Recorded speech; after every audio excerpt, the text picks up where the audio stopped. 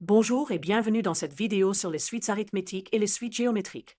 Dans cette vidéo, nous allons explorer deux types fondamentaux de suites mathématiques, les suites arithmétiques et les suites géométriques. Nous verrons leur définition, leurs propriétés et comment calculer leurs termes généraux et leurs sommes. Commençons par les suites arithmétiques. Une suite arithmétique est une suite où chaque terme est obtenu en ajoutant une valeur constante, appelée raison, au terme précédent.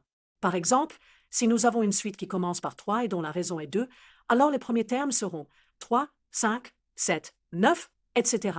Maintenant, calculons le terme général d'une suite arithmétique. Si nous connaissons le premier terme UA et la raison R, nous pouvons calculer n'importe quel terme en utilisant la formule UN égale U1 plus R fois N moins 1. Expliquons cette formule avec une autre illustration. Si nous commençons avec U1 égale à 4 et une raison R de 3, voyons comment obtenir les termes successifs. Voyons maintenant comment calculer la somme des n premiers termes d'une suite arithmétique. La formule est Sn égale n fois la somme de U1 plus Un divisé par 2. Cette formule peut être représentée visuellement comme la moyenne des termes extrêmes multipliés par le nombre de termes. Pour notre exemple avec U1 égale à 4, U égale à 3 et N égale à 5, nous avons S5 égale 5 fois la somme de 4 plus 16 divisé par 2, ce qui donne 5 fois 10, soit 50. Ainsi, la somme des 5 premiers termes est 50. Passons maintenant aux suites géométriques. Une suite géométrique est une suite où chaque terme est obtenu en multipliant le terme précédent par une valeur constante, appelée raison. Par exemple, si nous avons une suite qui commence par 2 et dont la raison est 3, alors les premiers termes seront 2, 6, 18, 54, etc. Calculons maintenant le terme général d'une suite géométrique.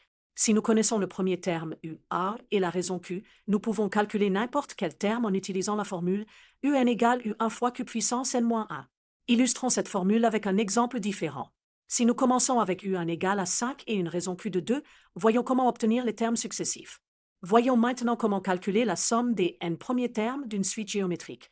La formule est Sn égale U1 fois 1 moins Q puissance N divisé par 1 moins Q lorsque Q est différent de 1. Cette formule peut s'expliquer comme la différence entre deux expressions.